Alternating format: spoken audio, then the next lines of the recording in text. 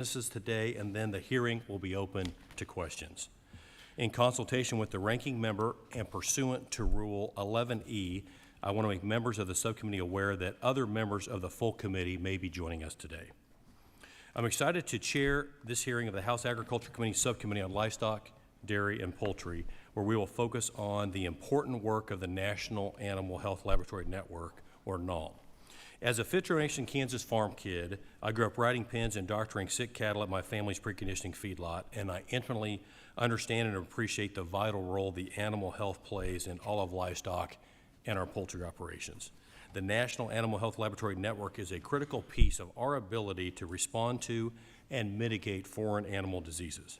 Originally comprised of 12 laboratories when it was created in 2002, the NAHLN network has grown to include over 60 state and university laboratories, including the Kansas State University Veterinary Diagnostics Laboratory in Manhattan, Kansas, my district and alma mater.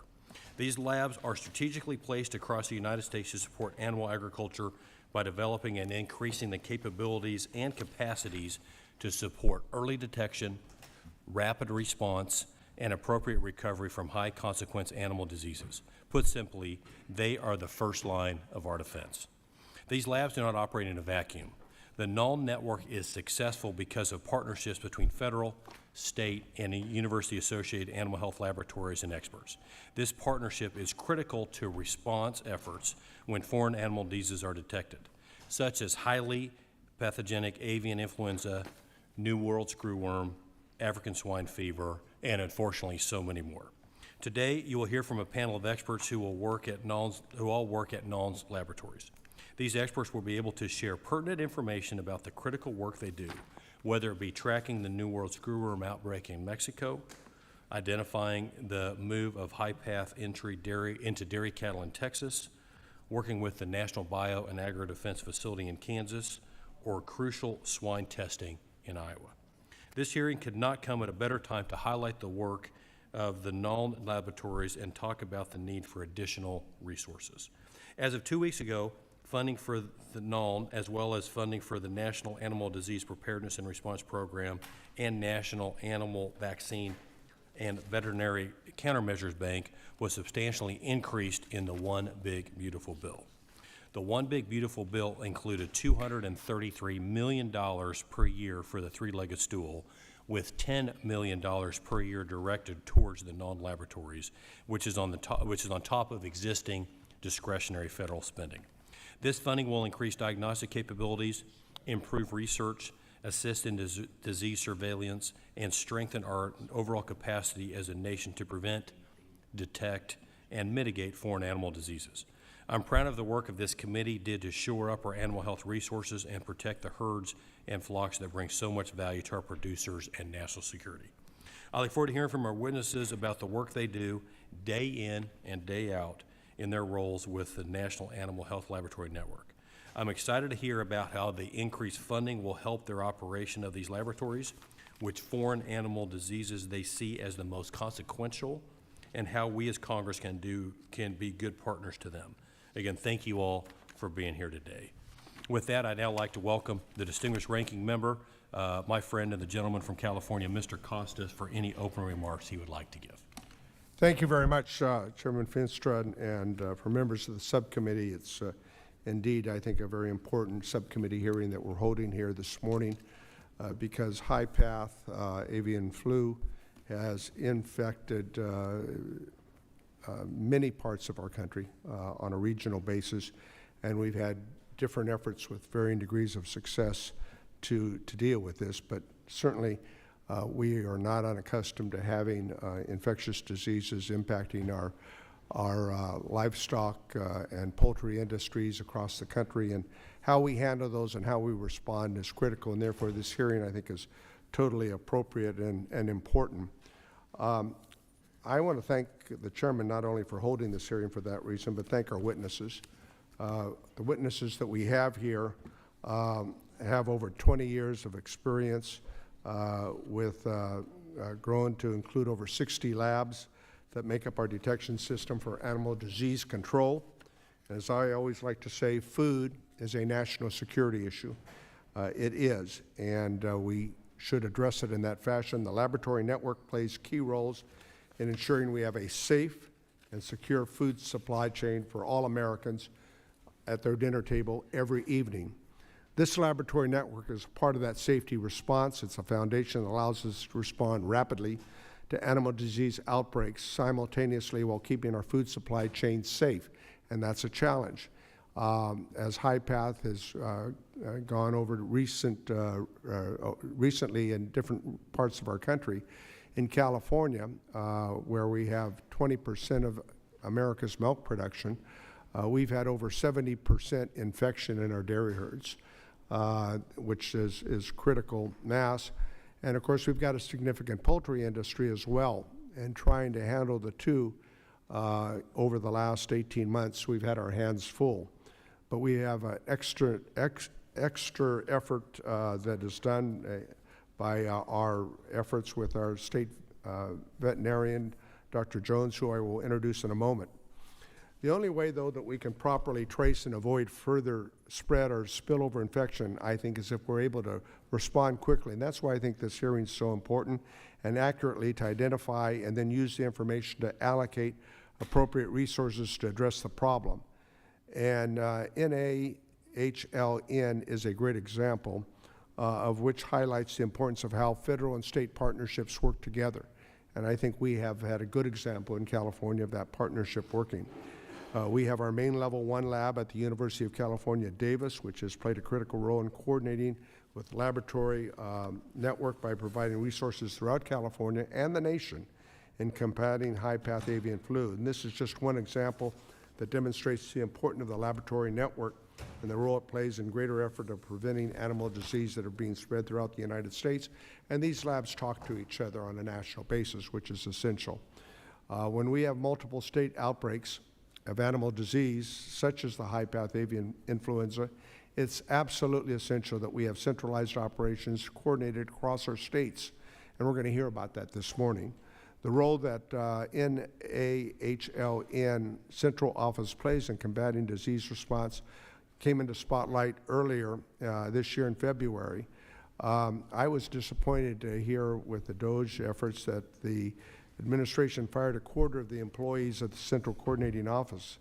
This has occurred in the middle of a prolonged high-path avian influenza outbreak. I can't think of a worse time to decide to cut these positions when coordinating disease response. Think about it.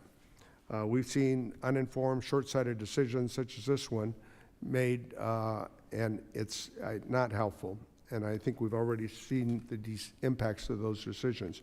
I'm glad to hear the chairman talk about the one big. I don't know that we agree that it was beautiful, but that there's additional funding that may allow us to fill the gaps from the cuts that were made in February, because I think that's important, and I think we want to get the opinion of our experts, our witnesses, to opine on that. Let me close by saying that we're supportive of these programs to combat animal disease. It's critical that we work together to continue to support systems such as the laboratory network. I really believe that's critical, along with corresponding research that allows us to create better diagnostic tools and preventive measures, which is utilizing the best available science possible. A lot of us have ag backgrounds, and I look forward to hearing from our expert witnesses. But as a part of Costa Brothers Dairy, I had a lot of experience working with our veterinarian, Doc Johnson, big animal vet. And he kept our herds in good shape over the years. Sometimes when my dog had a little problem, and I'd bring it to him, and he says, "I don't do small animals." And then he'd say, "Bring it over here, I'll look at it." So anyway, but our vets are so valuable. And so by way of mentioning that, let me introduce a individual that's going to testify. I have another hearing I have to go to, so I want to introduce our witness who I noted a moment ago. Dr. Annette Jones is a veterinarian herself. She is the state veterinarian and director of animal health and food safety services for the state of California, the #1 agricultural state in the nation. She has held the director since 2004. In that capacity, she oversees an annual budget of $45.5 million, I believe, 222 employees work with her, engaged in programs from animal health, milk and dairy, food safety, meat and poultry inspection, livestock identification. She also works closely with the California Animal Health and Food Safety Laboratory System. In addition to her role as director, she was appointed to the California State Veterinarian in 2010. She is a graduate of UC Davis, very proud of that, and with a degree in economics, and she received her DVM from UC Davis School of Veterinary Medicine. She is a total, complete package and well-respected among animal science industry in California and around the country. And Dr. Jones, we're glad you could make it here to talk about your vast experience. And thank you, Mr. Chairman, for allowing me to provide that introduction of Dr. Jones to the subcommittee. Thank you. Thanks, Ranking Member, for your opening comments and for doing the introduction of one of our 4 panelists. We'll now introduce our other 3 panelists. And I want everyone to understand that in talking to them ahead of time, every one of them had flight issues coming in. I don't think a single person, one of our witnesses, got in before midnight. Some people made it and their luggage did not. But appreciate you all being here this morning, and more than that, your commitment to animals and keeping our food supply Thanks for safe. pointing that out, Mr. Chairman. Some of us spent 2 hours on the tarmac yesterday afternoon waiting to get off the plane. So I'm simpatico to all of you. Thank you. Yeah, we appreciate you being here today. I'll introduce the next witness, which will be Dr. Jamie Riedelick, the Director of Kansas Veterinary Diagnostics Laboratory at Kansas State University. Dr. Riedelick's primary responsibility is Director of Kansas's only veterinary diagnostic laboratory. Before becoming director, she served as a diagnostic pathologist for KVDL, which involves biopsy and necropsy services from referring veterinarians and the KSVU, or the K-State Veterinary Center. She also oversees daily operations and provides guidance in the development of new tests, teaches a course at veterinary biology, and provides researchers with pathology support for collaborative studies. Dr. Riedelick is a graduate of both Kansas State University and the University of Nebraska. From one Kansas to another, thank you for being here this morning. After we hear from Dr. Riedelick, we'll hear from Dr. Terry Hensley, who is the Assistant Agency Director for Diagnostic Services at the Texas A&M Veterinary Medical Diagnostics Laboratory, a state agency in the Texas A&M University system. Dr. Hensley oversees veterinary services, intra-agency collaborations, case coordination, and consultations with TVMDL's clients. He also serves as a liaison between the TVMDL and multiple regional, state, and federal partner organizations to oversee the agency's regulatory testing components. Dr. Hensley is a graduate of Texas A&M University, including his DVM, and completed his postdoctorate at the University of Georgia. And next, to introduce our final witness, I'm going to turn it over to the gentleman from Iowa, Representative Feenstra, to introduce the next witness. Thank you, Chairman Mann. It's an honor to introduce Dr. Roger Main, a nationally recognized leader in animal health diagnostics and a fellow proud Iowan. Dr. Main serves as a professor and director of the Iowa State University Veterinarian Diagnostic Laboratory, which serves as one of the cornerstones of the National Animal Health Laboratory Network. Under Dr. Main's leadership, ISU's lab processes over 125,000 diagnostic cases and runs more than 1.7 million tests annually, directly supporting the farmers, veterinarians, and industries that power Iowa and the country's agricultural community. He brings decades of experience in swine medicine and clinical research and holds both a DVM from Iowa State and a PhD from Kansas State. Iowa State continues to lead the nation in agricultural science, and Dr. Main's work is vital to safeguarding animal health, food security, national security, and the future of American agriculture. Thank you for joining us today, Dr. Main. We look forward to hearing your testimony. Thank you, Mr. Feenstra, and thank you to all of our witnesses again for joining us today. We will now proceed to your testimony. You will each have 5 minutes. The timer in front of you will count down to 0, at which point your time has expired. Dr. Riedelick, please begin when you are ready. Good morning, Chairman Mann, Ranking Member Costa, and members of the subcommittee. It is an honor to be in front of you today to talk about the importance of the National Animal Health Laboratory Network, or NAHLN, and its unique relationships among state and federal laboratories, state veterinarians, and state departments of agriculture. We will discuss some of the key aspects that make NAHLN a vital federal network. Thank you for this invitation. I had the privilege to be the director of the Kansas Veterinary Diagnostic Laboratory and a professor at Kansas State University. The Kansas Veterinary Diagnostic Laboratory, or KVDL, is the primary and only accredited laboratory in the state of Kansas, located at Kansas State University, a land-grant university. The location at a land-grant university allows for specialized academic faculty to train future generations and work with clients along with federal partners to serve a diverse range of clients and a broad range of diseases. KVDL has approximately 120 staff.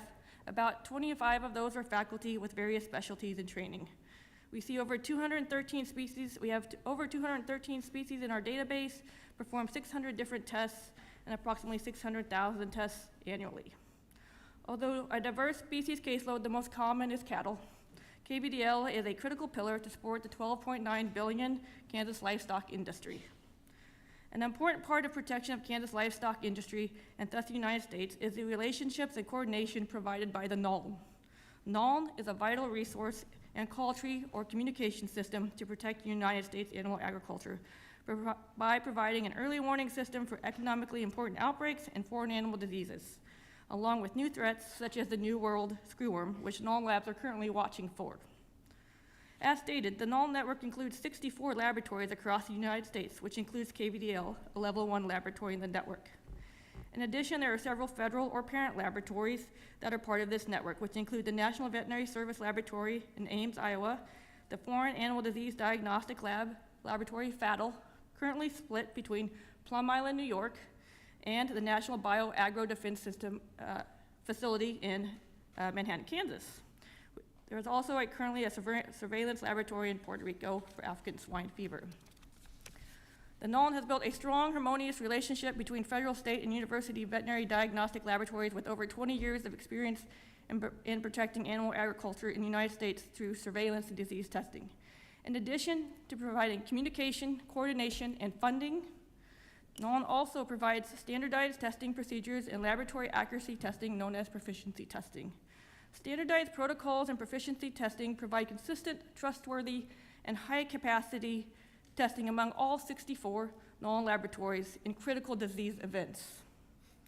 FADL, from the NBAF facility, has produced and distributed 800 proficiency test panels for several high-impact diseases, including African swine fever, classical swine fever, foot-mouth disease, Seneca Valley virus, to NAHLN labs nationwide, including my lab, KVDL.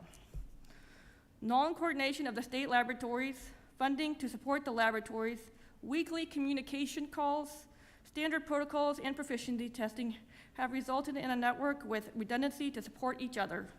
KVDL is currently performing overflow testing for California and Colorado. This coordination and overflow testing, when a state laboratory is overwhelmed, is directed by the NAHLN. The federal funding appropriated to NAHLN that is transferred to state laboratories in the network and for those laboratories is often used to support equipment purchases, service contracts, software, and informational technology upgrades, travel for training, outbreak exercises, which are important in preparation for us, and salary support for our staff. The funding makes a huge impact on the VDL operations and is very appreciated to help support our laboratory. In summary, NAHLN, with over 20 years of experience, standardized and controlled testing, and coordination of 64 laboratories, provides high testing capacity and numbers, redundancy in testing to control outbreaks and surveil for foreign animal disease on U.S. soil. In my opinion, NAHLN is the best example of a federal organization harmoniously coordinating disease response among state laboratories and state departments of agriculture. When funds are appropriated to NAHLN, federal dollars are supporting state laboratories, protecting the U.S. economy and food supply, preventing zoonosis, those diseases transferred from animals to humans, maintaining exports and trade channels, and addressing other critical interests.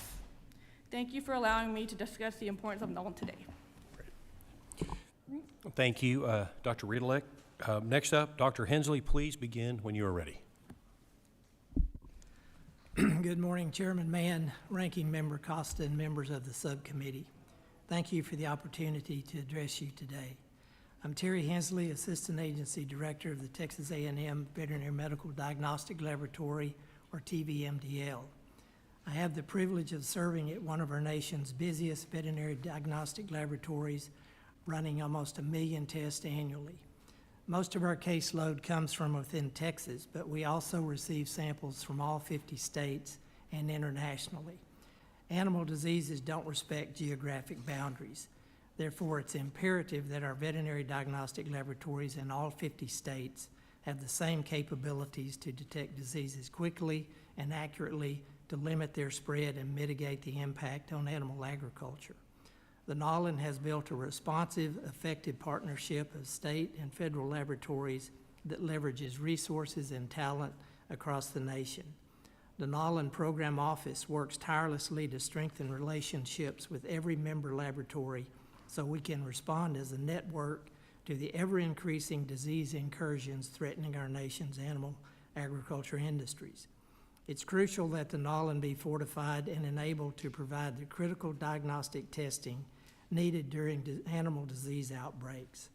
Ensuring NAHLN has sufficient funding will aid in addressing our nation's need for a safe, stable, and nutritious food supply.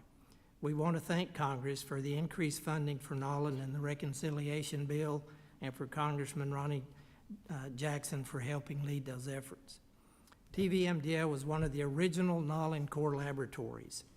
Texas has features that increase its risk for the introduction of animal disease threats, including a 1,248-mile-long border with Mexico and multiple international land, sea, and airports. Texas imports 1 million cattle annually from Mexico and 2.5 million cattle from other U.S. states. In addition to livestock, Texas has an abundance of feral, wild, and farmed wildlife species. 3 major migratory flyways cross the state. The interface between domestic and wildlife species poses a tremendous challenge for disease surveillance, detection, and eradication. TVMDL's work protects Texas' $24 billion animal agriculture industries while enhancing the response preparedness of the NAHLN. An example of synergy occurred in March of 2024 when many dairies in the Texas Panhandle reported a mysterious illness in lactating cows. The cows showed various signs of illness, but most striking was the dramatic decrease in milk production. Dairy veterinarians sent samples to TVMDL as well as our fellow NAHLN labs at Cornell University and Iowa State University. For several weeks, our laboratories ran every test that might provide an explanation, but there were no definitive answers. When dairies reported large numbers of dead birds and cats, the possibility of a connection between highly pathogenic avian influenza and sick cattle was suggested. The NAHLN laboratories at Texas A&M, Cornell, and Iowa State collaborated using shared samples from sick cows and demonstrated the presence of H5N1 virus in mammary tissue and milk. These results were reported to the NAHLN and confirmed by the National Veterinary Services laboratories. On Monday, March 25th, 2024, USDA made the unprecedented announcement of an outbreak of highly pathogenic avian influenza in U.S. dairy cattle. Texas may soon be ground zero for another incursion if the deadly New World screwworm fly invades our state from Mexico. While we hope this pest can be contained south of the border, hope, as they say, is not a strategy. The USDA's National Animal Health Laboratory Network is, however, one vital strategy, serving as a cornerstone of the United States' efforts to protect livestock and ensure the health and productivity of the animal agriculture sector. Thank you for your attention. Thank you for your testimony, Dr. Hensley. Next up, Dr. Main, please begin when you are ready. Sure. Good morning. My name is Roger Main. I have the honor of serving as a professor and the director of the Iowa State Veterinary Diagnostic Lab located in Ames, Iowa. The Iowa State Veterinary Diagnostic Lab is the only full-service and fully accredited veterinary diagnostic lab in our state and serves as the official veterinary diagnostic lab for the state of Iowa. Our team at the ISU VDL proudly serves as an active contributor to the USDA's National Animal Health Lab Network. The NAHLN delivers a national standard of best-in-class veterinary diagnostic technologies, testing capabilities, and coordination of information among federal, state, and private sector veterinarians from across the country who are responsible for surveilling and responding to animal health emergencies of high consequence to U.S. animal agriculture. As you know, agriculture is critically important to the state of Iowa and its people, past, present, and future. Iowa is a national leader in animal agriculture, both in production and processing, and a substantive exporter of value-added food products. This is why the ISU VDL has a long history of being front and center in diagnosing and supporting responses of emerging diseases of high consequence to Iowa and U.S. animal agriculture. As Randy mentioned, ISU VDL's team of 30 faculty and 155 technical staff processed greater than 125 case submissions, conducting more than 1.7 million assays annually. ISU VDL carries amongst the largest food animal-centered caseloads in our country, with submissions of livestock and poultry origin representing greater than 90% of the cases received. ISU VDL's principal clientele are the practicing veterinarians who are working directly into support of the veterinary healthcare needs of U.S. farmers and ranchers on a daily basis. This connectivity to the boots on the ground of Iowa and U.S. animal agriculture positions our laboratory very well in our role as a Level 1 lab in the National Animal Health Lab Network. Our work includes receiving and supporting endemic, emerging, and foreign animal disease case investigations, surveillance, and supporting response efforts in support of the NAHLN's mission to protect U.S. animal health, public health, and the nation's food supply. In my view, the NAHLN is an exemplary example of a highly functional and effective partnership amongst federal, state, university, and industry partners. The efficiencies of the federal funds invested in the NAHLN are greatly amplified through the leveraging of the substantive laboratory infrastructure, subject matter expertise, quality assured laboratory testing capabilities, research scientists, and the direct connectivity to the front lines of U.S. animal agriculture that exists at our university and state diagnostic labs across the country.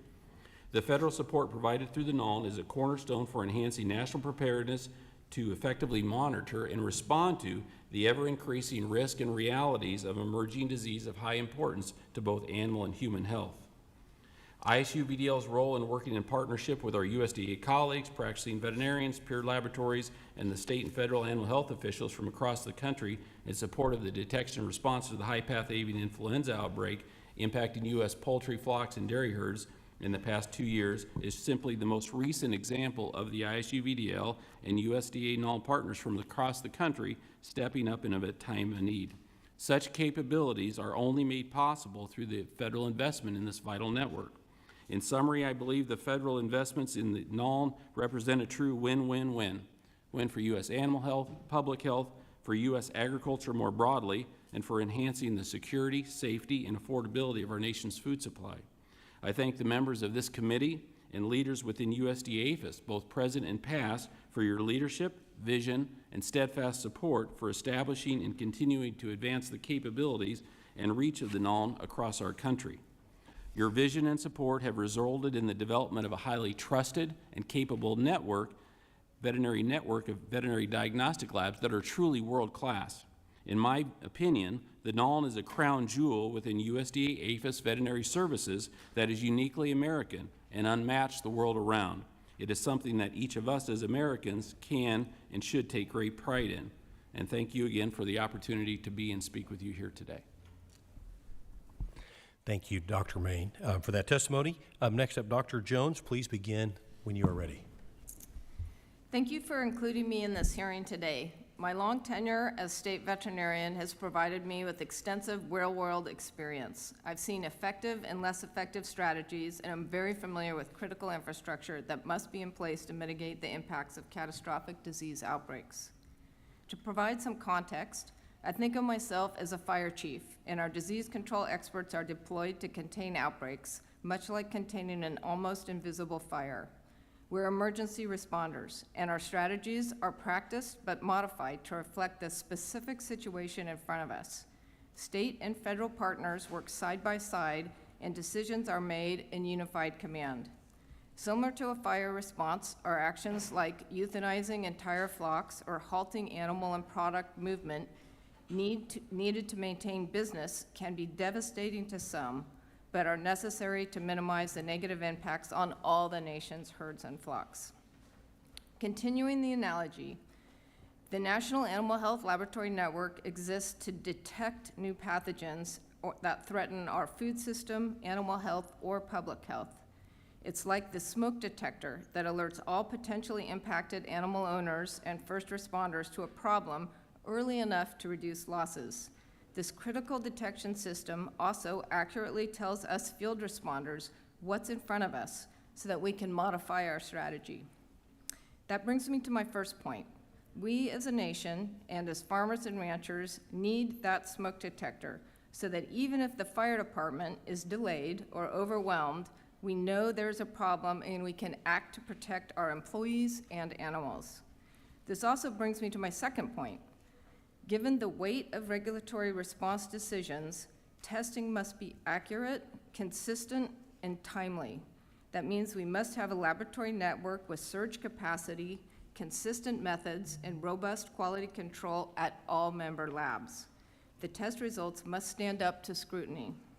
For example, last winter, we were challenged in California with over 770 H5N1 infected dairies and 68 poultry outbreak control zones. Normally, our California lab tests about 450 samples per month for influenza. At the peak of this recent outbreak, the sample load was 12,000 samples per month, which is more than 25 times our normal workload. In those 4 months, the lab network deployed pairs of technicians from other labs to California to help with testing. Because these technicians performed the same test on the same equipment using the same standard operating procedures at their home lab, they were able to immediately expand our lab capacity. At the height of the outbreak, besides fully using the California lab, network labs in 7 other states received, processed, and electronically reported accurate, almost real-time results. My last point is more specific to our way out of the current H5N1 outbreak. I believe we must sustain 3 concerted efforts, and if even one is neglected, the other 2 will fail. The first is ongoing testing. Through active surveillance, we will detect mutations and exposure levels or prevalence so we can take informed actions to protect animals and people. Note that the network laboratories have provided over 1 million test results nationwide in response to the current outbreak. But just as I just alluded, testing alone will not make the virus disappear or get us out of this outbreak. Biosecurity is also needed, meaning actions like movement control, traffic control, personal protective equipment, sanitation, and decontamination. When viral load in the environment is below a certain threshold, we know that biosecurity is by far the best tool for preventing disease. But I have seen time and time again that even the best farm biosecurity will be overwhelmed if there is too much virus being produced by surrounding poultry, wild birds, and dairy cows. So again, biosecurity alone will not work if environmental viral load is not managed. Bringing us to the third effort, reducing virus in the environment.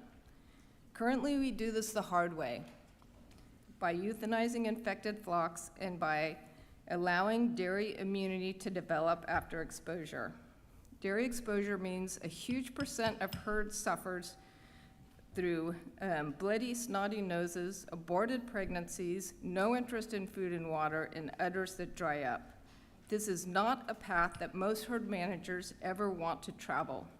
And poultry producers must now use biosecurity to defend their flocks not only from other infected flocks and wild birds, but also from dairies that may be actively infected for months. Note that of the 17 states that have had infected dairy cows, 12 have experienced poultry outbreaks directly from those dairy cases. I believe we need dairy vaccine in the toolbox yesterday, especially for regions currently free from disease. If I were a poultry producer, a beef producer, a swine producer, or a dairy producer, I would be banging my fist on the table to vaccinate dairy cattle way ahead of poultry. Thank you, Doctor. If USDA can successfully keep trade doors open when millions of dairy cows Dr. are Jones. actively infected with H5N1, Your I'm time. confident they can get the job done for vaccine. Great. Your time has expired. Thank you all for our witnesses for being here this morning. At this time, members will be recognized for questions in order of seniority, alternating between majority and minority members, and in order of arrival for those who joined us after the hearing convened. You'll be recognized for 5 minutes each in order to allow us to get to as many questions as possible. First, I'll recognize myself for 5 minutes. The National Bio and Agri-Defense Facility in Manhattan, Kansas is a state-of-the-art facility that'll help protect the nation's agriculture, farmers, and consumers against the threat and potential impacts of serious foreign animal health diseases. NBAF has biosafety levels 2, 3, and 4 laboratories, allowing them to study and diagnose the most consequential animal pathogens. NBAF plays a critical role in our animal disease preparedness and management and is an important partner to the NAHLN system. Dr. Ridlick, how does Kansas State Veterinary Diagnostic Laboratory collaborate with NBAF, and how will each of your operations supplement one another?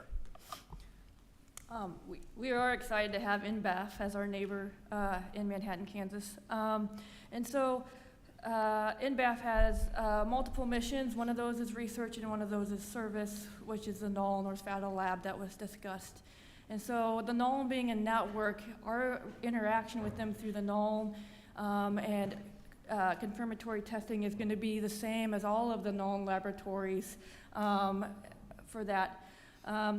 The other thing that you might see us assist in NBAF is training the future technicians for them. Often entry level will come in, we will train, and they may go to work in NBAF.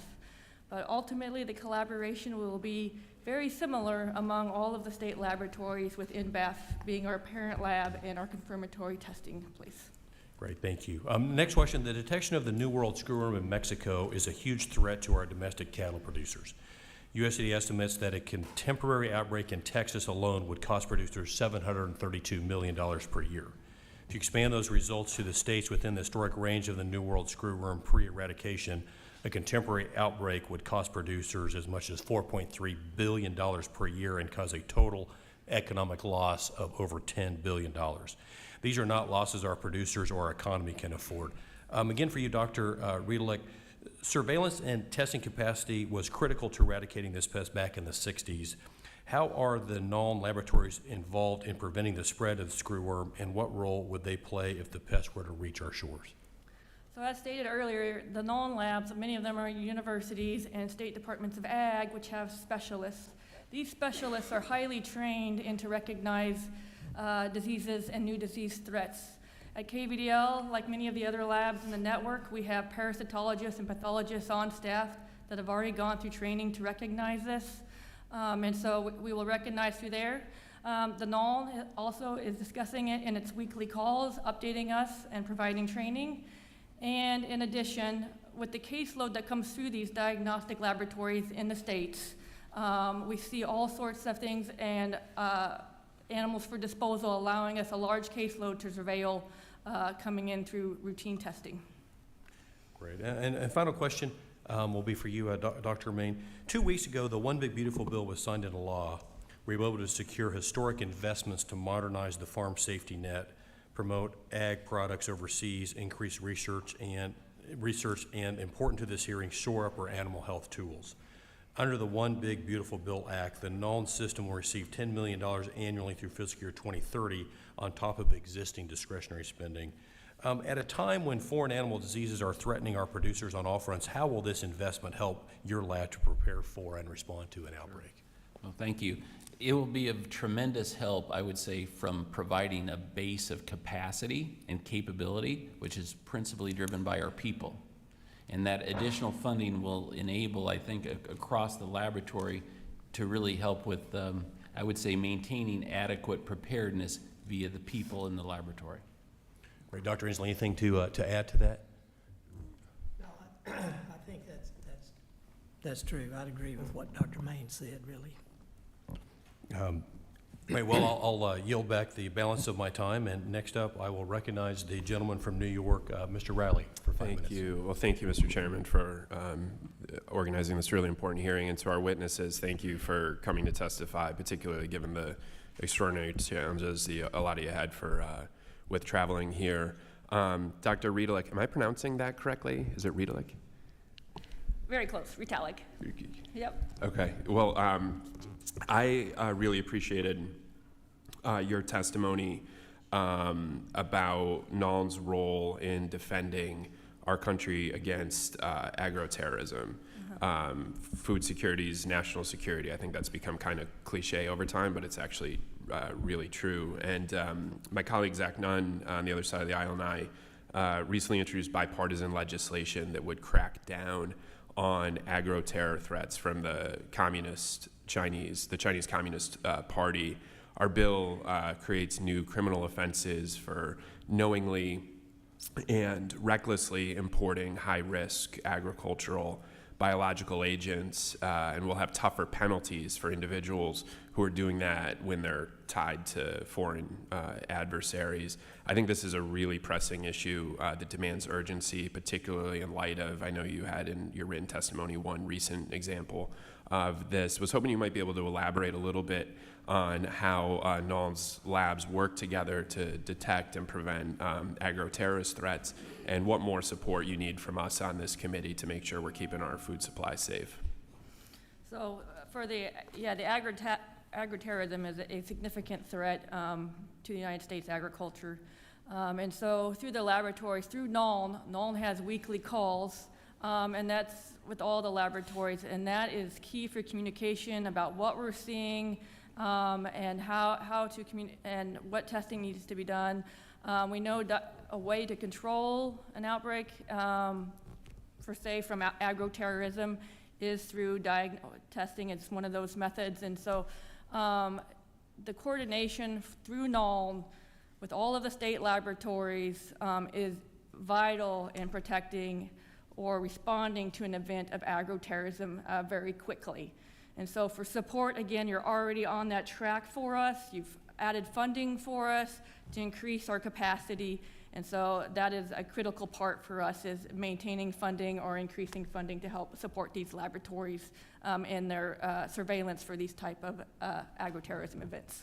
Thank you. Is anybody else on the panel interested in addressing this issue of agro-terrorism? I would just add to Jamie's comments that the NAHLN is a very front-line facing thing. So like just at our local laboratory there at Iowa, we have over 2,500 case submissions a week coming in from Iowa and from across the country that are food animal veterinarians that are working with their producers and ranchers about things that don't quite look right on their farm.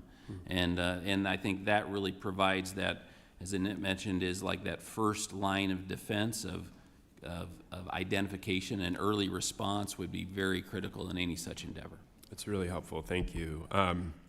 I'm honored to represent Cornell University, which, as you all know, is home to some of the brightest scientific minds working at the Animal Health Diagnostics Center, which is a level 1 NAHLN. I think you mentioned collaboration y'all had done with the brilliant folks at Cornell, and as all of you highlighted in your testimony, the NAHLN program is just so important, not just for animal health, but also food security. And we're dealing with grocery prices here, right? Because if there are outbreaks, and that's going to drive grocery prices. One of the things I'd be interested in hearing a little bit more about with my limited time is making sure we have the workforce and the pipeline of folks coming into these labs. I think we're not doing a good enough job in this country making sure that STEM education is available in our rural communities, and it's something that I want to work on improving. Just curious, with my limited time, and this can be for anybody, how do we make sure we've got the next generation of veterinarians and scientists and lab techs coming to you? One thing I would mention is that like the labs, and we're just an example of one, but is very involved in the teaching and training of the next generation of veterinarians, diagnosticians, and veterinary scientists. And we use this flow, this very rich caseload of very real-world stuff that's going on out in the country, and we use that as fully integrated into the training and teaching the next generations of food, especially food animal interest veterinarians from across the country. That's great. I appreciate that very much. Thank you. Thank you. Next, I recognize the gentleman from Wisconsin, Mr. Van Orten, for 5 minutes. Thank you, Mr. Chairman. Dr. Hensley, I just want to say that we prayed for the entire state of Texas this morning at conference. It's just devastating. And if there's anything we can do to help, please. Losing a child is something I'm familiar with, and it's horrible. So I want you to know that we're with you here. And that's a bipartisan thing. Thank you very much. You're welcome, Appreciate sir. that. Who is taking the lead tracking this new world screwworm? Because it's not just going to have a devastating effect on beefers, it's going to ruin the state of Wisconsin's economy as far as dairy goes. And so who in this group is actually the focal point? I learned in the military that if everybody's in charge, no one is. And we need to make sure that someone is. That's a good point. I think right now, of course, USDA is the primary agency because they're monitoring what's going on in Mexico. Texas Animal Health Commission is very involved in Texas, working with USDA. We're involved. There's a weekly call between Texas Animal Health Commission, Texas Parks and Wildlife Department, ourselves, Texas Department of State Health Services, and the USDA's Veterinary Services staff in Texas. And I think that's very important, so we're all hearing what the most current information is about where that screwworm is and what's potentially being done. You know, there's money has been, I think, given to Mexico to try to retrofit a fruit fly plant down there. That's going to take time.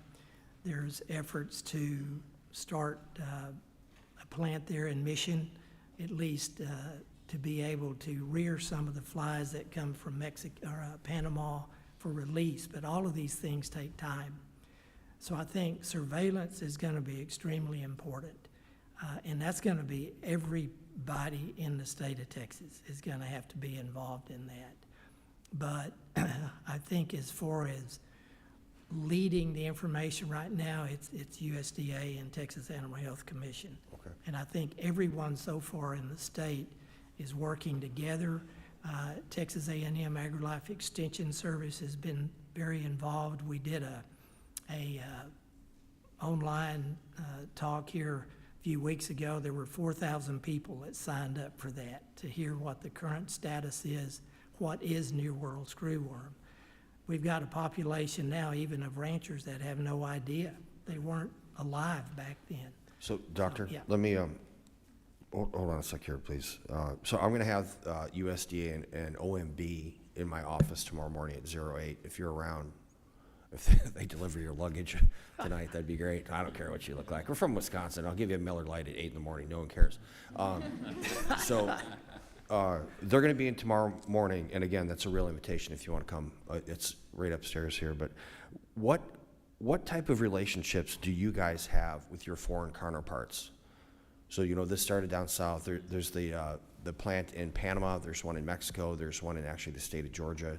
And we're going to talk about trying to retrofitting these. What type of relationships do you guys have with your Mexican counterparts and Panamanian counterparts?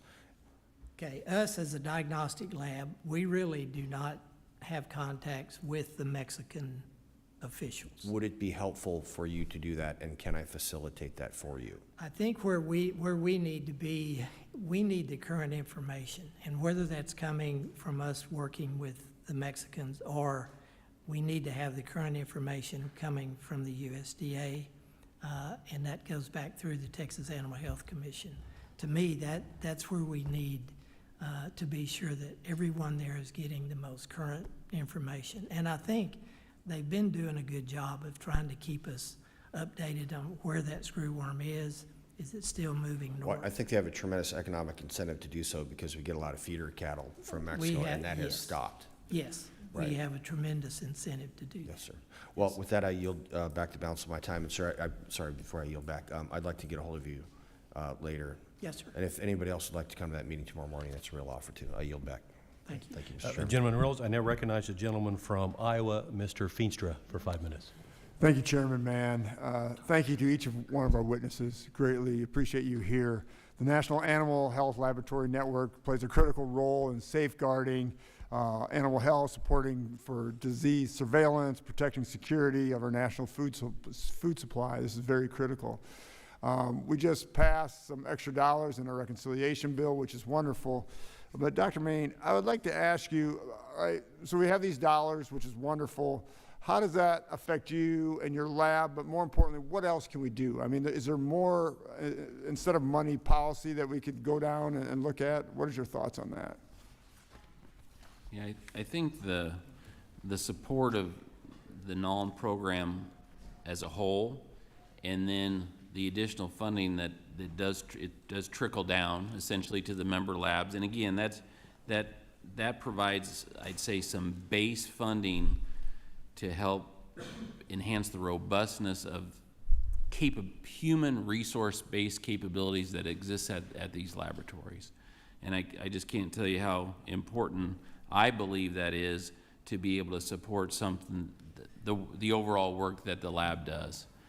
I think as additional work in committee, I think what I would principally say is thank you, and I think like I mentioned in my testimony, is I think the leadership and support of seeing the value in disease knows no borders across our country. And so having that connectivity across states to be able to support as a true nation, I just think is really vital, and the NAHLN is the key to make that component work. I want to talk about a couple different diseases. Obviously, in my district and around the country, high-path avian influenza is so critical, dangerous right now. 180 million birds have been affected and been euthanized, 30 million in Iowa. Dr. Main, Secretary Rollins has done a great job putting things together. How do we eradicate this, or how do we get it to where we don't have millions of birds still dying? I mean, it seems like we understand that this is going to happen, but is there some preventative way that we can stop it? Yeah, I think the surveillance is key, biosecurity is key, and I think, as you know, there's been a lot of discussion about the opportunities for new tools to be in place via immunization. That could be another tool in the toolbox that would present as the opportunity for some strategic use cases to for lack of better words, the most vulnerable. But obviously there's lots of sensitivities around that, principally because of the impact of vaccination can have on international trade. Yep. And I know that's an active conversation that's occurring amongst poultry producers, dairy producers, and then the different segments of the poultry industry, both by segment of industry, meaning layer versus broiler versus turkey, as well as regions. And I think my only encouragement, just a personal opinion, would be to anything that can be done to help further those conversations, because I think we're going to need more tools than less. Yep. And the threats from wildlife are not going to go away. Nope, that's exactly right. I want to speak on how the lab works to prevent and the consequences of African swine fever sweeping our nation. I mean, to me, it just worries me. And obviously, we just talked about biosecurity. What are the broader goals here of the pork sector? I mean, do you see anything else from the lab side or anything that we can do to make sure that this doesn't hit our swine? Early detection will be absolutely paramount. Early detection will be absolutely paramount. Obviously, the labs play a role in that. And then advancing our systems of traceability that we have in this country is going to be also very critically to be able to track and trace in a modern way. And I think there's things afoot that are continuing to move that forward. And I think those would be two key things that would be critically important, as well as obviously the tremendous efforts that are happening at the border to mitigate entry, because that's the biggest win. Yep. Well, thank you. Thank you for your time. I mean, these are two critical situations that you get, all four of you are involved in, and I thank you for that. And with that, I yield back. Given yields, I now recognize the gentleman from California, Mr. Gray, for 5 minutes. Thank you, Chairman, and thank you to our witnesses for being here today. Appreciate your participation. It's certainly nice to see Dr. Jones. Always great to see a fellow Californian here in the swamp, and with this humidity lately, I'm really understanding why they call this place the swamp. But yeah, I appreciate the opportunity to speak today on the vital role of the National Animal Health Laboratory Network and its role in safeguarding American agriculture. As a representative of the Central Valley in California, a region where agriculture couldn't be more important, we certainly know firsthand the importance of strong animal health systems. The National Animal Health Laboratory Network is a critical piece of America's biosecurity infrastructure, as it serves as our early warning system for animal diseases. Our dairy farms, poultry producers, livestock operations really form the backbone of California's ag economy, and the health of these animals is not just a matter of economics, as a major outbreak could devastate farms, threaten food security, and certainly would collapse local economies and the folks that I represent. NAHLN's surge capacity is very important to a state like California. As Dr. Jones mentioned in her testimony, California's lab test sample load was 25 times higher than normal at the peak of H5N1 outbreak, and non-deployed technicians from labs across the country to assist in response efforts. The standardization of testing and methodology across NAHLN's labs allowed for the immediate expansion of lab capacity, meaning efforts to address California's outbreak were taking place across 7 different states. When a farmer is deciding whether to depopulate thousands of birds, this is the data he is referencing. Simply put, the values of accurate and timely data when you are making potentially business-altering decisions is priceless. Couldn't be more important. $25 million a year is not enough to ensure that 64 labs across the country have the tools necessary to protect American agriculture.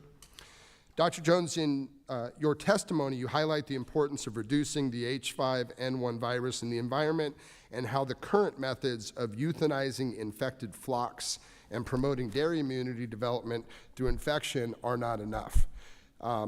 What do you think are the best biosecurity methods dairy and poultry farmers should implement to reduce H5N1 presence on their farms? Okay, that is the most difficult question in the world to answer right now, because dairy farms in particular are very open in states that enjoy good weather. That's why our dairies thrive, because the weather allows for open barns, which means animals move in and out, birds move in and out. So biosecurity is difficult. Movement control of cows is extremely important, which is why we quarantine our herds in California as we do in other states. But it's also why we brought up why I mentioned and why immunity is really important, because basic biosecurity will help stop the spread of virus from dairies to other dairies or to poultry, but it needs help from the animal's own immune system. So that's again why I'm really encouraging the nation to consider having that tool in their toolbox to vaccinate dairy cows. For poultry, biosecurity is a little bit more straightforward. They tend to be in more enclosed environments, and movement control, wild bird control, et cetera, seems to be pretty effective unless they're drowning in virus in the environment around them. Then their biosecurity will not work either. Thank you. But research is really important to understanding spread, and there's a lot of research going on nationwide.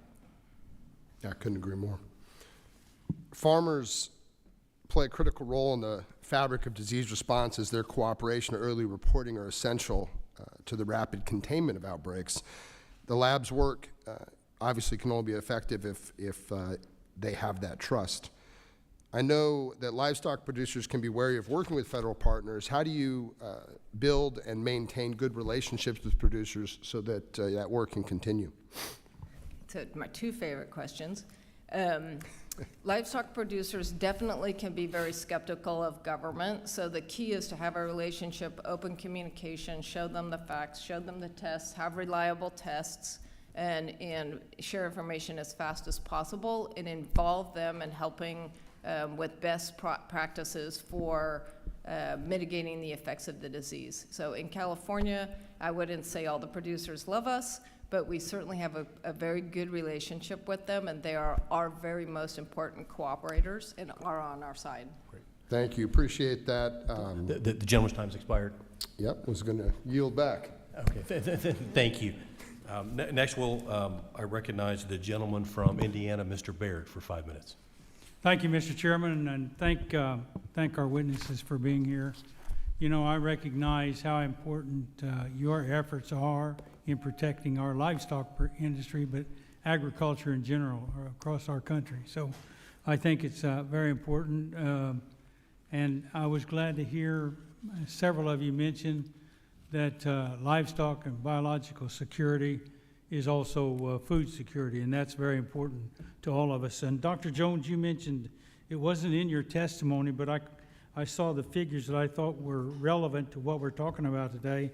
There's what, 25 million, you have down 25 million to 64 labs across the country to maintain the skills, equipment, and all that sort of thing, which I think is an important factor to keep in mind when you think that HAPI could cost USDA about $2 billion.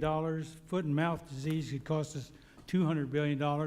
I'm just trying to establish the relevance and the importance of what you do around the country. So I would give you the opportunity, Dr. Jones, to elaborate, because also in your testimony, you mentioned that you would be asking for dairy cattle to be vaccinated ahead of poultry, swine, and dairy, and that. So, or I mean, poultry, swine, and beef. So, would you care to elaborate on that? Yeah, what my intent with that comment is, if I was a swine producer, I would be asking USDA and my state animal health officials and vaccine manufacturers to look into vaccinating dairy cows to protect my pigs. I'd want those dairy cows vaccinated. If I was a beef producer, I would want those dairy cows vaccinated. If I was a poultry producer, I would want those dairy cows vaccinated, because the way that a dairy clears virus is living through the infection as it moves through the herd. Some of our herds have been under quarantine for over 300 days. So that means they are potentially spreading virus in the environment that long, because we're reducing virus in those herds through natural immunity. If we could vaccinate them, it would move it faster. The comment on trade is the key to that, but we can't have those trade discussions if we don't push dairy vaccine a little bit harder. You know, that brings up a couple of quick questions. When you think about a lot of our swine producers in my area in Indiana, we're in confinement units, so you have more biological or more biocontrol of birds getting into the buildings to a certain extent, whereas cattle are the same way. That a lot of them are concentrated, the feedlot cattle. But the range cattle, is there a difference between the range cattle and the dairy cattle, because they're confined in most cases? Is there a difference there in the spread of disease through birds? I think you were asking, is there a difference, like, does the disease have a preference for dairy versus beef? Yeah, the beef Yeah. cow, the cow-calf herds. I mean, I'm wondering how about Yeah. So there is some breed specific proclivity of the virus, mostly because of the mammary gland. So definitely Holsteins and Jerseys seem to be most susceptible to this virus. There's no evidence that the virus has been in other breeds, for example, typical beef breeds. We have seen it in young stock, though. It is in calves, it is in feeder cows, but primarily dairy breeds. So you probably know Dr. Brett Marsh in Indiana, Purdue University, and he's now the dean of the College of Veterinary Medicine. So, but I'd like to give all the others an opportunity to just comment on one thing. I could ask questions all the rest of the afternoon, but anyway, on the vaccine, your perspective on vaccines for any of the species for protecting against HAPI. I think it needs to be explored. My understanding, the technology exists, and it's the principal barrier to move forward is navigating potential impacts on international trade. I would agree. From what I know, there are 2 vaccine companies looking at 2 different vaccines for dairy cattle right now.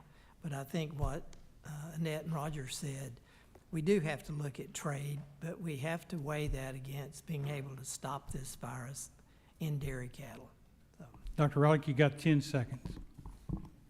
Oh, I'm going to agree with my fellow witnesses. The impact is on the international trade, and there's a lot of research going on in the vaccination area, and so as more of those conversations happen, we'll develop their importance. That's one way to end the conversation, I guess. Thank you. Gentleman's time is Now expired. you back. Okay. The gentleman yields, I think, and the chair now recognizes the gentleman from North Carolina, Mr. Harris, for 5 minutes. Thank you, Mr. Chairman, and I thank all of you on the panel for your time today. And just a couple of questions I wanted to toss out here. First, Dr. Redlick, your testimony explains that the Kansas Veterinary Diagnostic Laboratory joined NAHLN Network in 2004, became a Level 2 member in 2016, and advanced to a Level 1 member in 2019.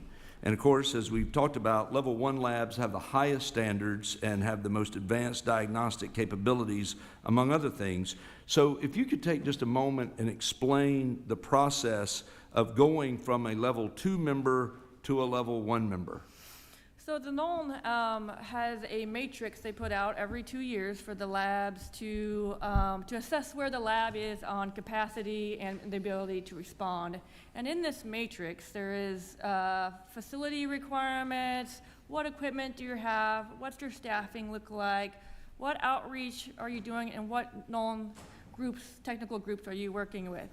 And so for us, we were able to get access to BSL-3 testing facilities, including necropsy facilities at Kansas State, increase equipment, and got more active and involved in the NAHLN through outreach and technical groups. And so with that, we were able to raise to a Level 1. Great. Well, thank you for sharing that. I think it's important that we see as many labs as possible continue to advance and move forward to achieve Level 1 status in order to best fulfill their purposes. I guess my other question, and I would just toss this out to any of you on the panel that would be willing to share, one of the roles that all of your labs play is communicating with producers about emerging and existing animal health threats. How do you go about those educational efforts, and how have you been the beneficiary of such efforts? I can go down the row if you'd like. I can start with that one from the KVDL perspective.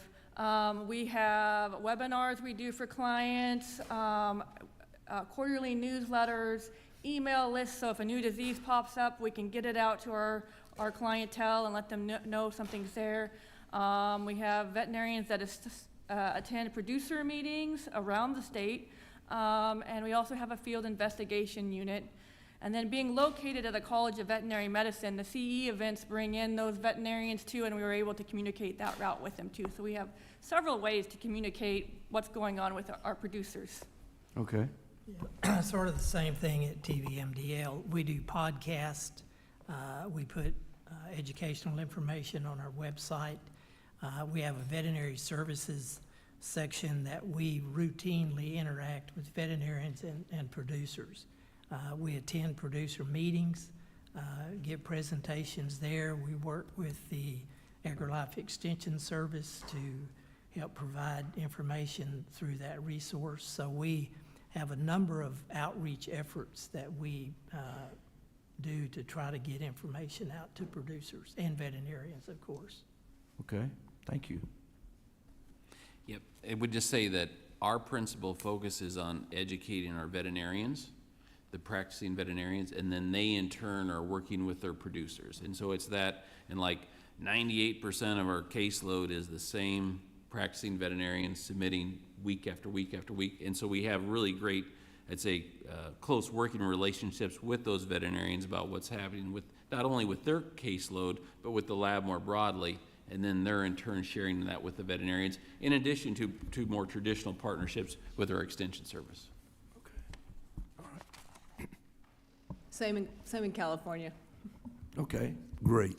Well, thank you very much for sharing that, and I know that this is an important, very important way that we're communicating and getting that information out there, and indeed, it makes a difference in the entire food security of our entire nation. So thank you for all that you do. Mr. Chairman, with that, I yield back. The gentleman yields. I now recognize the gentlewoman from Connecticut, Mrs. Hayes, for 5 minutes. Good morning, and thank you to our witnesses for your testimony and for being here today. The National Animal Health Laboratory Network plays a key role in protecting food supply chains, identifying disease trends, and limiting the spread of infectious disease among animals. The network also plays a key role in educating producers and the public about potential disease outbreaks. The Connecticut Veterinary Medical Diagnostic Laboratory at UConn is the only network laboratory in New England serving producers in Connecticut and across the region. Each year, the lab at UConn, I didn't mention I'm from Connecticut, trains approximately 40 graduate and undergraduate students and provides them with hands-on learning opportunities. The lab has identified this as an area for growth where it can develop better programming for students to gain real-life experiences.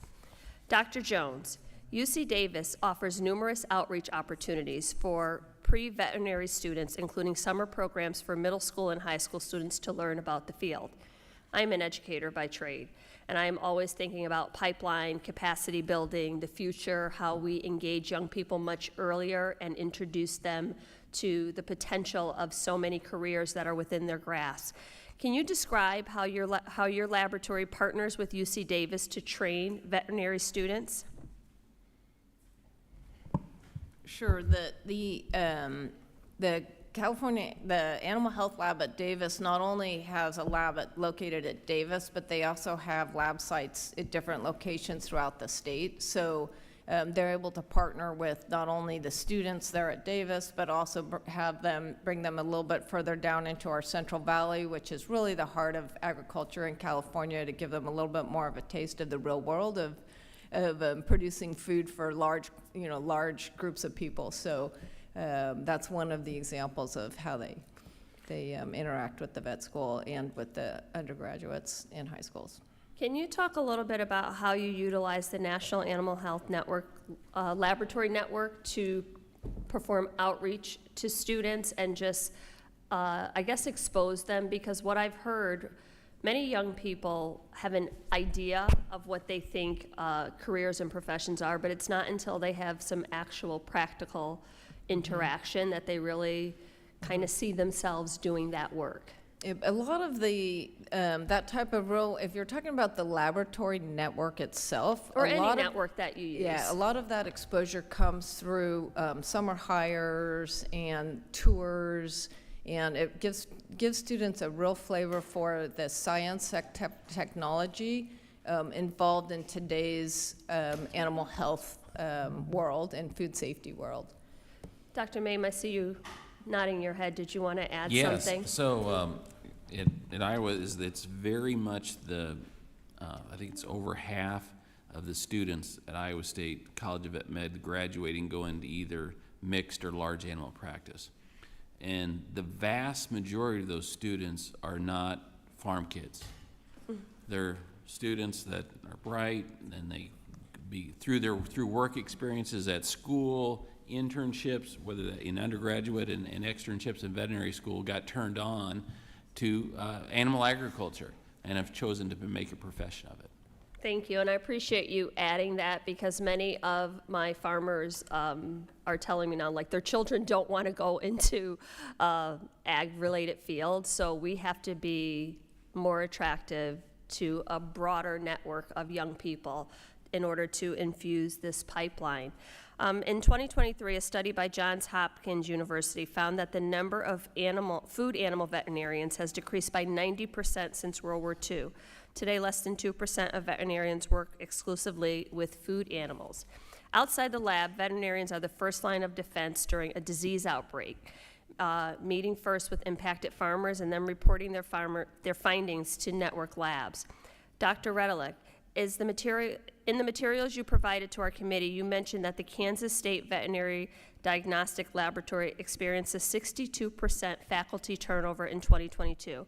Has your lab worked to address these shortages, and what could Congress do to help with that effort? I do think that all the labs saw shortages in 2022. For us, it was getting in more technicians. We developed a technician internship pipeline or a program, and so we started bringing in those younger generations for technicians. We were able to increase our residents. Our residents are those training to be faculty, and so we were able to increase our pathology residents. And so, again, we're thankful for the support we get through the NAHLN. That does help support salaries, and so that investment is going back to helping train those technicians with salary support, providing the internships, and helping us train future faculty through residencies and graduate programs, which is important in keeping our staffed. Thank you. And with that, I yield back, and thank you for your, oh, hey. Young lady yields back. Next, we go to the great state of Indiana, Representative Mesmer. Thank you, Chairman, and thank you, witnesses, for being here today. With turkey products accounting for nearly 3/4 of the total livestock and animal production in my district, high-path avian influenza remains a major threat. Thanks to the outstanding efforts of Purdue's Animal Disease Diagnostic Laboratory and on-farm biosecurity measures, my district avoided an outbreak this year. But even without a confirmed case, our farmers are daily in contact with Purdue ADDL. As the only NAHLN lab in the state, Purdue ran more than 11,000 avian flu tests in the first 2 months of this year alone. Dr. Main and Dr. Vitalik, each of your labs also serve as the only NAHLN facility in your state, giving the strains ag states of our size can put on a singular facility. How important is it that our labs are well-staffed and equipped with state-of-the-art technology? It's very important that we are very well staffed. We watch our molecular sections. NAHLN is primarily molecular tests, and so making sure we are rapid on keeping those staffs. We also have on-call for those sections. And then, so yep, it's important to make sure that we stay staffed. And the equipment that we get through the NAHLN funding helps us when we can add equipment or replace aging equipment. That serves to increase our capacity also. And I would just echo that, is that it's been very important to us as the state of Iowa to have a robust, state-of-the-art, food animal-centered veterinary diagnostic laboratory to support Iowa and then broader U.S. animal agriculture. And so we've been very blessed in that way. And I think, and it's being leveraged in that we kind of function as an extension of the practitioners and veterinary practices that we serve. And I think it's that day-to-day, we're essentially an extension of their business as a trusted partner, and we think those relationships that we use day-to-day can be leveraged, are leveraged greatly when you get into times of crisis. Thank you. For the purpose of bringing funding into perspective, would each of you share how much federal funding your facility receives compared to the value of the livestock industry your lab protects? For the state of Kansas, for the level 1, the annual infrastructure is approximately $250,000. The Kansas livestock is $12.9 billion. We do receive many years supplemental funding also in addition, but it's primarily that infrastructure, $250,000 from the NAHLN as a level 1 laboratory. Right. Same here as the $250,000, and then Iowa would be about $35 billion animal ag. Wow. Okay. Same here. Excellent. Well, each year, animal product sales in Indiana total more than $3.5 billion, and based on your responses, I think it's safe to say the investments H.R. 1 included for NAHLN will be paid back in spades, so thank you for that. Also, last Tuesday, Secretary Rollins issued a National Farm Security Action Plan. The plan highlights the importance of addressing biosecurity threats from our foreign adversaries.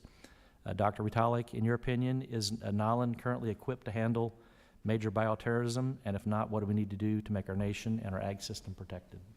Again, the NAHLN, a key part of NAHLN is that communication among the 64 laboratories. It provides that robust network, which is that first line of defense. And so I believe the NAHLN is very well equipped to respond. Capacity can always be increased and improved, and efficiency, and so any funding that can help with salaries and equipment to increase that capacity for the labs is always going to be beneficial in an instance like that. Because one of the things when it's an early detection system, but then it's also going back to the need for laboratory capacity that can, again, knows no boundaries within the U.S. is very important, especially when you're getting into multifocal incidences. And the vast majority of the testing involved is demonstrating where the disease or incursion is not, to be able to maintain continuity of business outside of the pinpoint of this is infected. But the proving where it's not is far greater than 95% of all the testing that happens. Okay, thank you for all of your answers, and I yield back my time. Thank you. The gentleman yields back. You know, our chairman had to go vote in another committee, so he's asked me to share with you some of his closing remarks.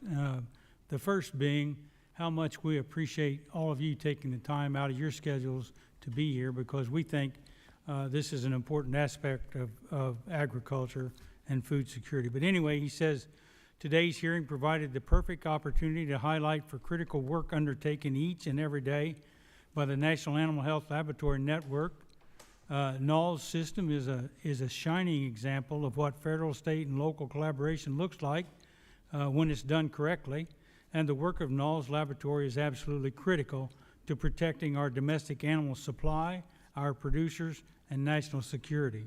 So to our witnesses, thank you for being here, from walking us through the day-to-day operations of NAHLN laboratories, and to explaining the detailed diagnostic testing you and your colleagues do in answering our questions about a whole host of foreign animal diseases. Your testimony and expertise have been invaluable. So we look forward to continuing to work with you all on the animal health issues for the 119th Congress and for the years to come.